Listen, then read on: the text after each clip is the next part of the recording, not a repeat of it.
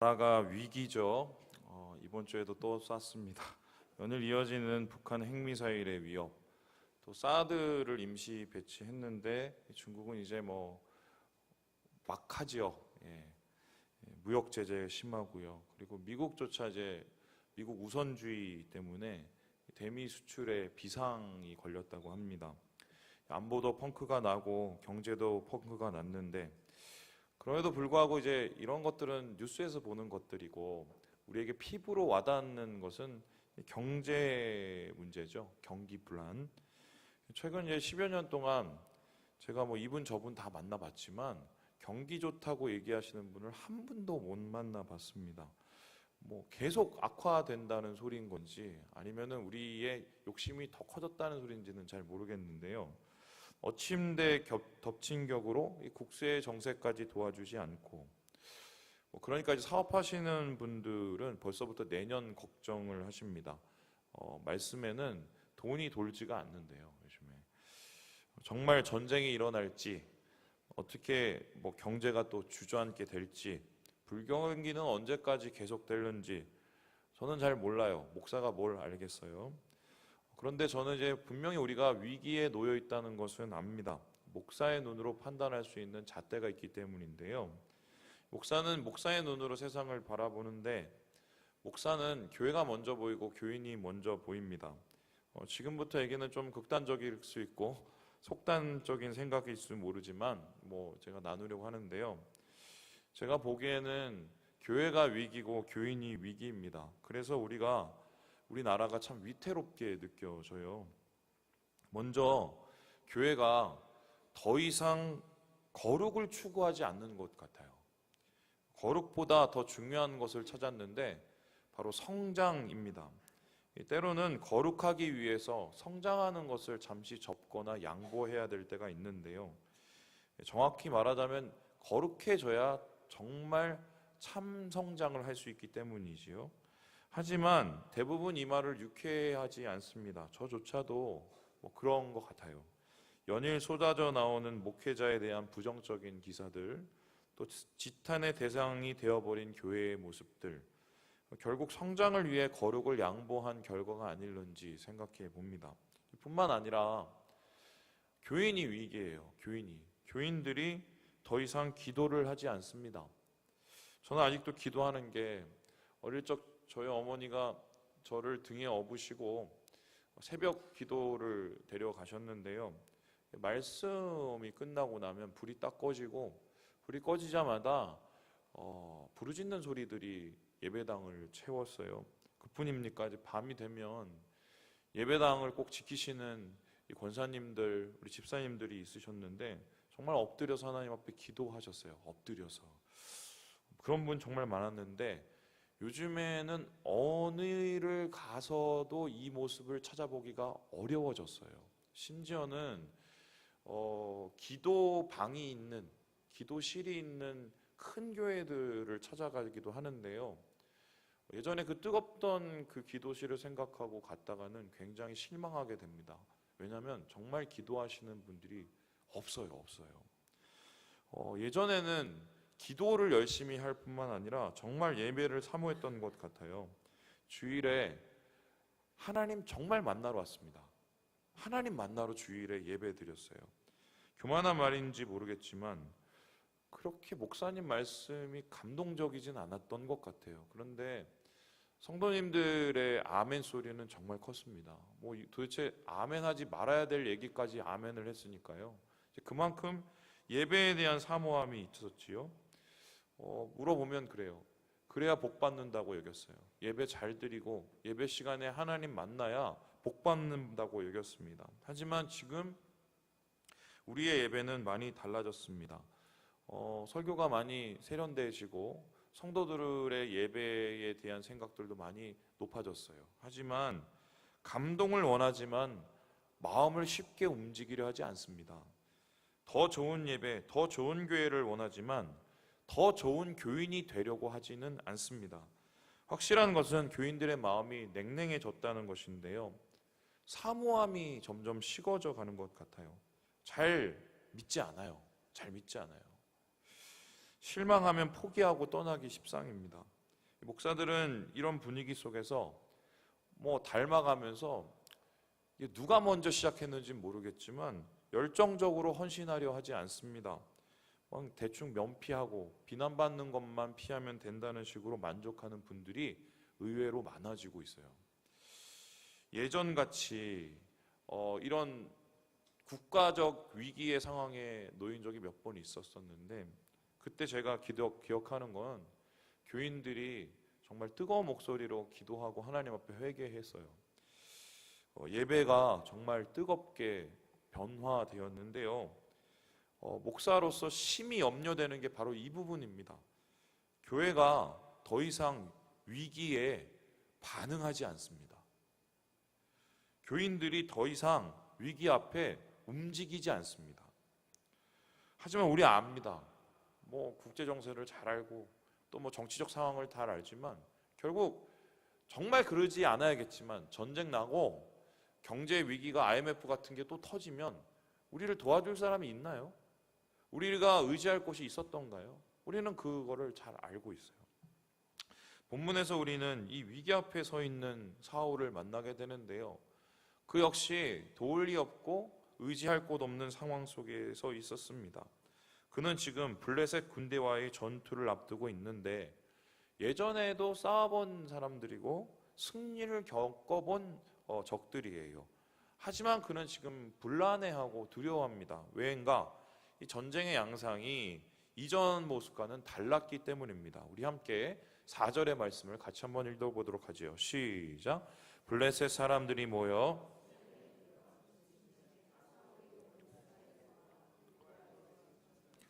블레셋 사람들이 모였습니다. 이번에는 그냥 모인 게 아니라 수넴이라는 지역에 모였어요. 이 수넴이라는 지역은 어디냐면 이스라엘의 중간 정도에 해당됩니다. 우리로 따지면 38선이죠. 이 38선에 블레셋 사람들이 모인 이유가 무엇이냐면은 이스라엘이 전쟁이 나면 연합군들이 모이거든요. 그럼 연합군들이 모일 때 북방으로부터 납달리 지파와 같은 이 많은 이 지파의 용사들이 옵니다. 그리고 서쪽으로부터 동방으로부터 또 오게 되는데요. 이 길을 사전에 차단해서 이 사울을 몰아세우려고 하기 위한, 고립시키기 위한 작전이었습니다. 사울은 이들을 보고 겁에 질렸습니다. 자기는 작아 보이는데 그 사람들은 굉장히 커 보였기 때문인데요. 그러나 이 사울의 마음을 더욱 위기 앞에, 두려움 앞에 몰아세우는 것이 있었습니다. 뭐냐? 바로 의지할 곳이 없다는 생각, 나를 도와줄 사람이 없다는 생각이었습니다. 예전의 사울은 이런 모습이 아니었습니다. 그는 전쟁의 영웅이었죠. 왕으로 세워졌어도 인정을 못 받았지만 전쟁의 영웅으로 쓰면서 사람들의 신망을 얻었습니다.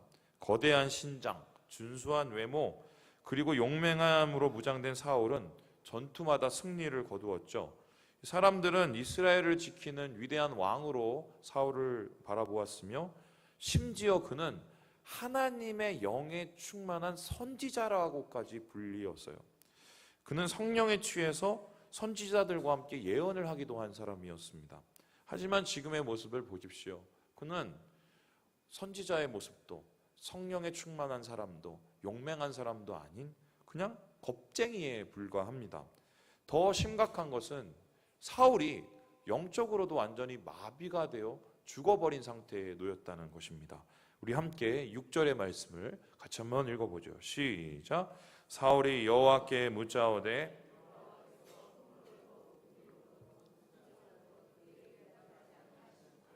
이 말씀은 굉장히 심각한 말씀인데요. 이스라엘이 하나님의 뜻을 알 수 있는 방법, 하나님의 도움을 구할 수 있는 방법이 크게 세 가지였습니다. 첫 번째는 제사장들을 통해서였어요.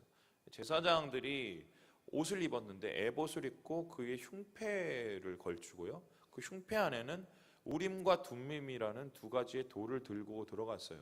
이것을 통해서 하나님 앞에 거룩한 제사를 드리고 향을 올려드리면서 주님의 뜻을 구했습니다. 어떤 방식으로 그 하나님의 뜻을 구했는지 모르나 제사장을 통해서 하나님의 뜻이 나타났고 제사장을 통해서 하나님의 도움이 나타났는데 하나님이 이러한 노력에도 반응을 하지 않으신 거예요. 뿐만 아니라 이스라엘이 하나님의 도움을 구하는 방법은 선지자를 통해서였어요. 선지자는 직접적으로 하나님의 말씀을 대언했지요. 그래서 하나님이 지금 너희를 이렇게 생각하시니 너희가 돌이키면 하나님 안에서 회복되고 다시 하나님 안에서 구원을 얻는다. 뭐 이런 심판의 메시지와 회복의 메시지를 동시에 정했는데 지금 사울의 곁에는 그런 말을 해줄 사람조차 아무도 없었습니다. 뿐만 아니라 이것저것도 안 되면 하나님께서 특별하게 왕이나 혹은 일반 사람들의 꿈에 나타나셔서 환상과 꿈으로 메시지를 전달하는 경우도 있었습니다. 그러나 역시 꿈도 꾸지 못하는 상황이 되어버린 것, 지금 사울은 완전히 영적으로 고립된 상황이었다는 것입니다. 왜 하나님께서는 사울에게 침묵하셨을까? 왜 하나님은 그를 단절시키셨을까? 이것은 말을 바꿔서 얘기하는데요, 하나님이 단절시킨 게 아니라 그가 스스로 하나님과 벽을 쌓은 것입니다. 자신의 권력을 지킨다는 명목으로 도액에서 제사장 85명을 잡아 죽여요. 다윗을 좋아한다는 이유만으로. 뿐만 아니죠, 자신의 면목을 세운다는 이유로 사무엘에 의해서 명령한 하나님의 선언을 거부합니다. 그리고 사무엘하고는 결별을 해요. 뿐만 아니라 그는 자신의 왕자를 지킨다는 이유로 하나님이 분명 다윗을 세웠다는 것을 알면서도 죽이려까지 했습니다. 결국 그에게 찾아온 것이 뭡니까? 악령이 찾아와서 악령으로 시달리고 잠도 자지 못하는 그런 단절된 사람이 되어버렸어요. 하나님과 단절된 사울은 이 위기 앞에서 더욱 흔들리기 시작하는데요, 그는 하지 말아야 될 행동까지 하고 맙니다. 바로 신접한 여인을 찾아간 것이었습니다. 우리 함께 8절의 말씀을 같이 한번 읽어보죠. 시작. 사울이 다른 옷을 입어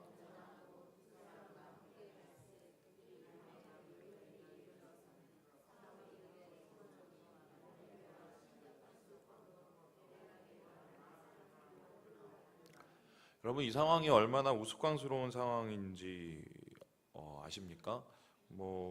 자신이 추방한 무당을 자신이 다시 찾고 하나님의 뜻을 묻기 위해서 하나님의 뜻을 어깁니다.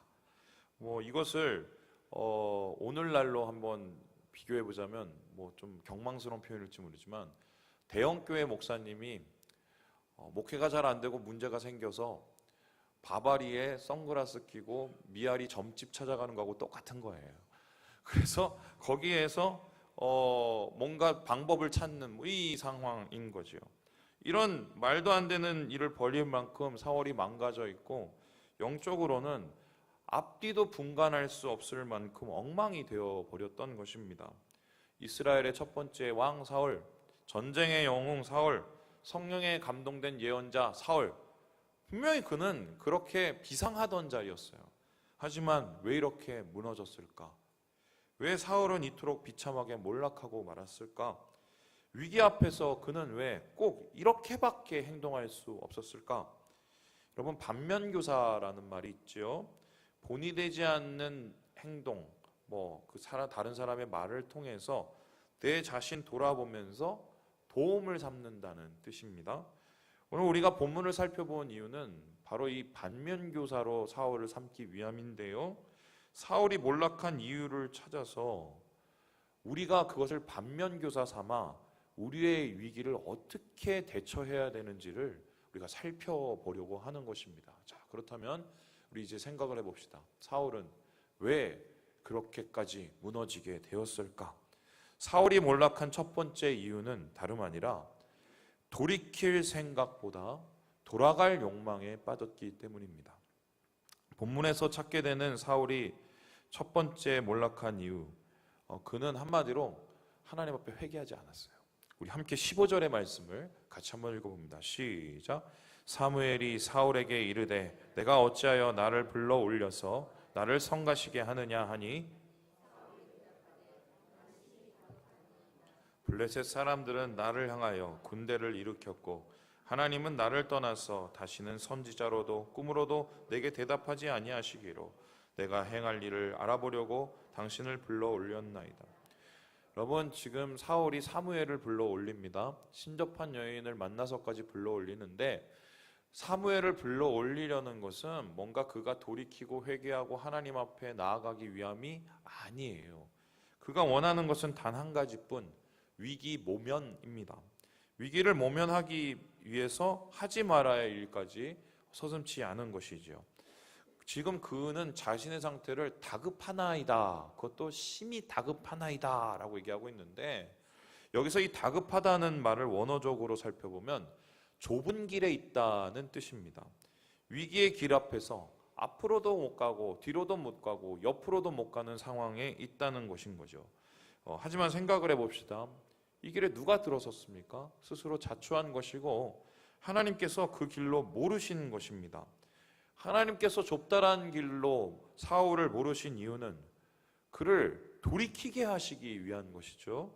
죄에서 돌이키고 악에서 돌이켜서 하나님 앞에 나오기를 바라셨기 때문입니다. 하나님께서 몰아 세우실 때는 그 길이 좁든 넓든 가면 돼요. 때로는 고통의 길일 수도 있고 시험받는 길일 수 있으나 결국 이 길을 충실히 걸어가면 우리가 회복되고 새로워하십니다. 왜냐하면 그 안에 하나님이 돌이키기 원하시는 것을 알기 때문이죠. 죄로부터 깨끗하게 만드는 길이며 의로 돌아오는 회복의 길이기 때문입니다. 똑같은 길에 섰던 다윗이 있었습니다. 그는 사람을 죽인 것에서 끝난 게 아니라 간음하고 모든 사람들이 그것을 다 아는, 정말 죄송한 말씀이지만 쪽팔린 상태, 사람들한테 내몰릴 만한 위기의 상태가 되었어요. 그런데 다윗은 하나님의 몰아가심을 받아들이며 이렇게 고백을 했습니다. 우리 함께 시편 51편의 말씀을 읽어보지요. 시작. 하나님께서 구하시는 제사는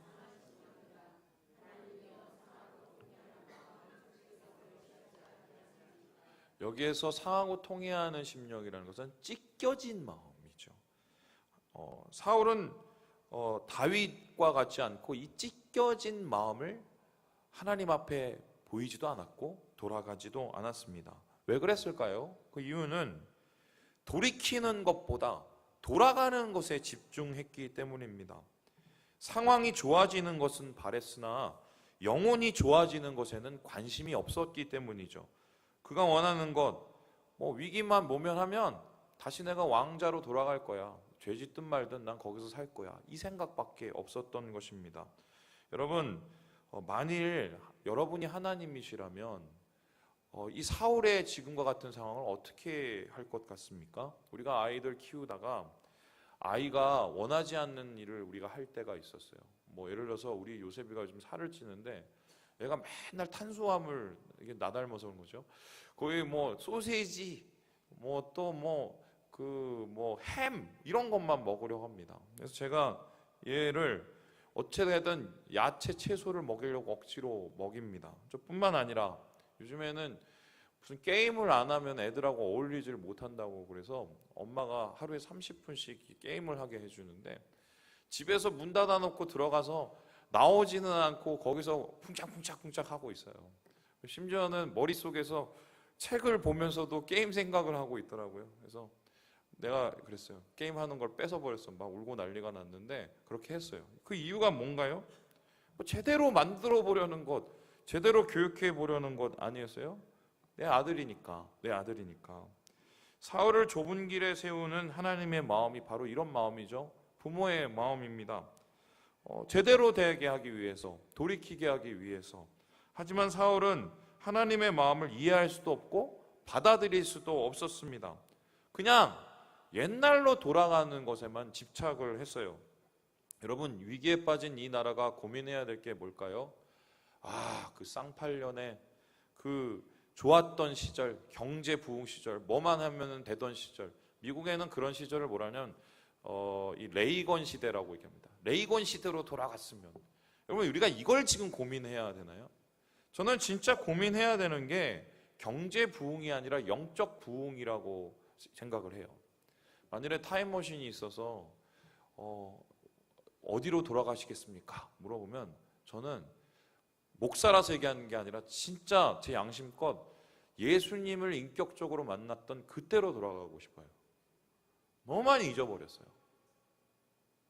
그러니까 지금 상황이 좀 어떻게 해결될 것만 바랬지, 주님 안에서 영원히 회복될 걸 바라지 않는 모습, 돌이킬 생각하지 않고 돌아갈 생각만 하는 이 생각이 사울을 몰락으로 이끌었다는 것입니다.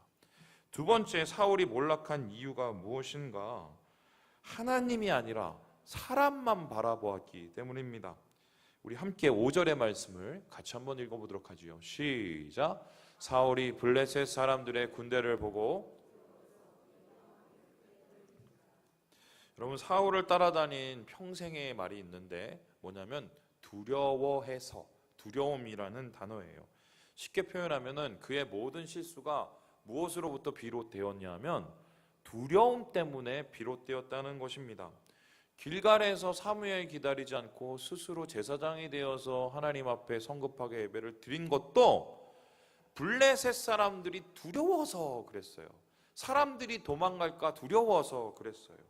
아멜렉과의 전쟁에서 하나님의 명령을 어기고 전리품 취하고 아각 왕을 그냥 생포해서 데려온 이유도 나중에 사무엘이 물어보니까 뭐예요?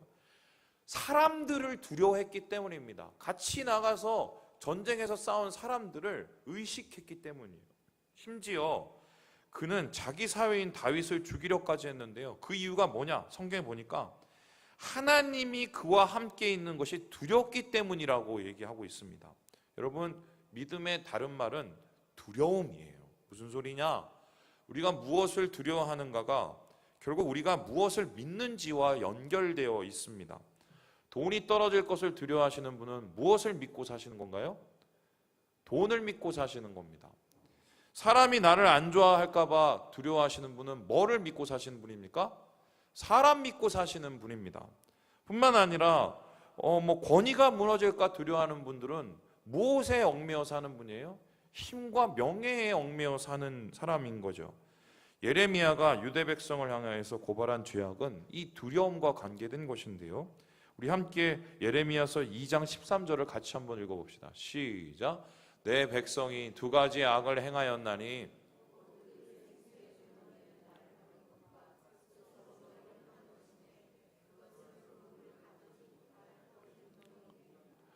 여러분, 어느 바보가 생수를 먹지 집 앞에 있는 웅덩이 물을 먹겠어요? 그런데 예레미야가 보기에 이스라엘 백성이 이 짓을 했단 말이죠. 그럼 우리 생각해 봅니다. 왜 굳이 그렇게 해? 생수 먹지. 그러면 이스라엘에는 1년에 2번 비가 내리는데요. 이른 비와 늦은 비. 이 시기에 농사를 잘해야 한마디로 이제 추수를 하게 되는 거죠. 그런데 항상 이스라엘 백성들은 불안했어요. 비가 안 내리면 어떡하지? 비가 내리는 것은 하나님의 손에 달려 있어서 주님을 바라보고 의지해야 되는데 그들은 만약의 사태를 대비해서 뭘 했느냐? 웅덩이를 파기 시작했어요. 그 웅덩이는 한마디로 바위가 아닌 석고를 파서 회를 바르는 정도였는데, 여러분 오래되면 그 회가 손상이 되면 물이 다 빠져버려요. 그리고 거기서 먹는 물은 오염물입니다. 그럼에도 불구하고 하나님이 보시기에 이스라엘 백성들이 샘의 근원을 찾아가는 게 아니라 웅덩이를 파는 그 상황을 설명하면서 결국 뭐야? 너희들은 나를 바라보는 게 아니라 결국 니네 힘 바라보고 사람 바라보는 거 아니냐, 이렇게 얘기하는 거예요. 이것을 하나님은 불신이라고 보고 불의라고 보셨습니다. 유대의 끝은 결국 무엇이었냐? 웅덩이 파다가 죽는 것이었어요. 바벨론 막으려고 아수르로 갔고, 아수르 막으려고 애굽으로 갔고, 결국 쫄딱 다 망합니다. 여러분, 우리가 진짜 두려워해야 될 대상은 무엇인가요? 사람인가요? 돈인가요? 북한인가요? 아니면 미국인가요? 우리가 진짜 두려워야 할 대상은 하나님이지요. 하나님이 아니라 세상을 바라보고 사람을 바라보고 물질 바라본다면 우리는 사울처럼 두려움에 빠져 살 수밖에 없습니다. 위기에 빠진 이 나라 구할 뿐 하나님 바라보아야 되고요. 하나님을 경외함으로 무릎으로 나아갈 때가 바로 지금 아니겠어요? 신앙이라는 것은 하나님만 바라보는 것입니다. 교회란 하나님만 바라보는 사람들이 모이는 곳입니다. 교회에서 하나님만 안 바라보고 서로를 바라보다가는 망합니다. 왜요? 사람에게서 우리가 얻을 것은 실망밖에 없기 때문이에요. 오늘 우리 사울의 두 번째 몰락의 이유, 하나님이 아닌 사람만 바라본 사울, 그의 몰락을 자초하게 된 것입니다. 그렇다면은 오늘 말씀 속에서 사울이 몰락하게 된 최종적인 이유가 무엇인가? 다름 아니라 임재가 아닌 현재에 집착했기 때문이에요. 우리 함께 20절의 말씀을 같이 한번 읽어보겠습니다. 20절입니다. 시작. 사울이 갑자기 땅에 엎드 이는 사무엘의 말로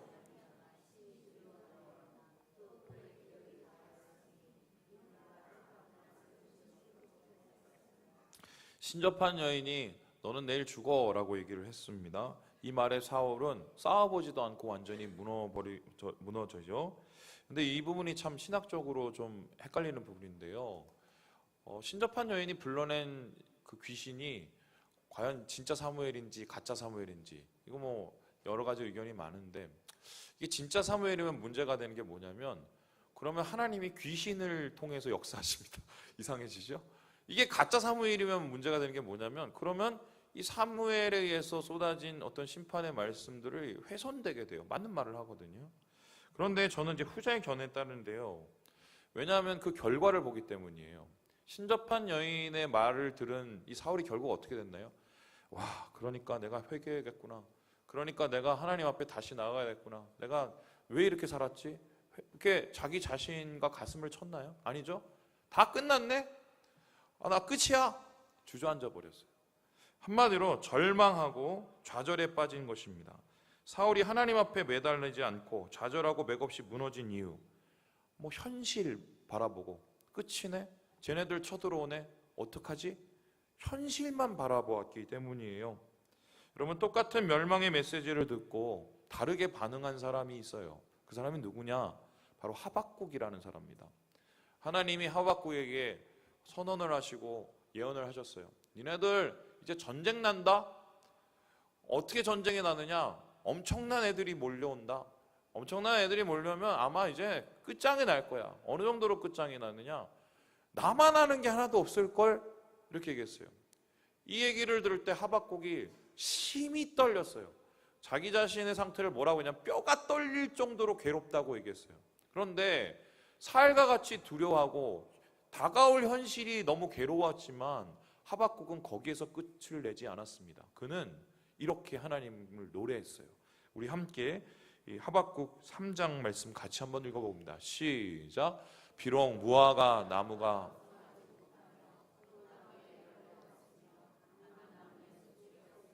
밭에 먹을 것이 없으며 우리의 양이 없으며 외양간에 소가 없을지라도 나는 여호와로 말미암아 즐거워하며 나의 구원의 하나님으로 말미암아 기뻐하리로다. 여러분, 전쟁을 앞에 두고 이렇게 찬양을 하는 거는 둘 중에 하나예요. 믿는 구석이 있던가 아니면 미쳤던가. 그런데 지금 이 하박국의 이와 같은 찬양이 가능했던 이유, 전쟁의 소식 앞에서도 하나님을 높일 수 있었던 이유, 현재가 아니라 임재를 바라보았기 때문이에요. 무화과 나무가 뽑힐 수 있어요. 그래요. 무화과 안 먹으면 돼요.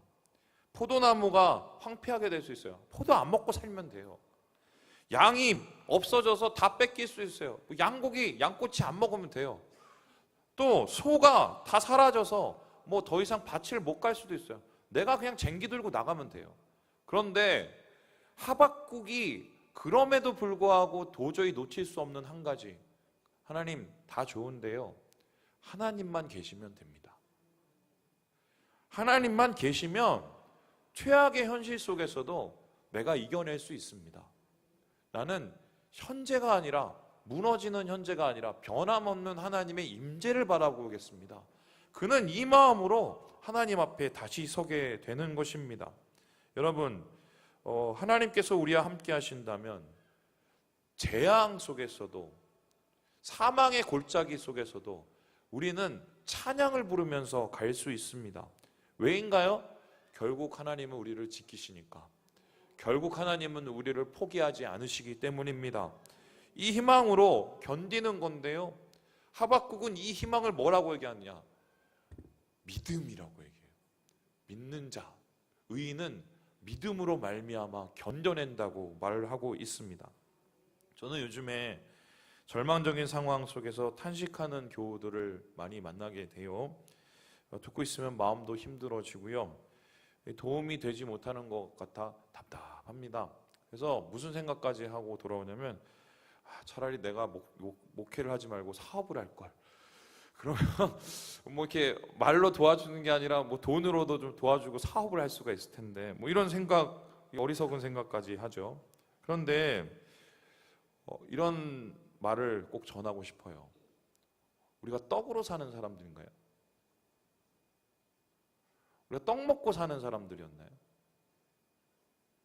예수님께서 우리에게 무엇이라고 말씀하셨습니까? 사람이 떡만 먹고 사니?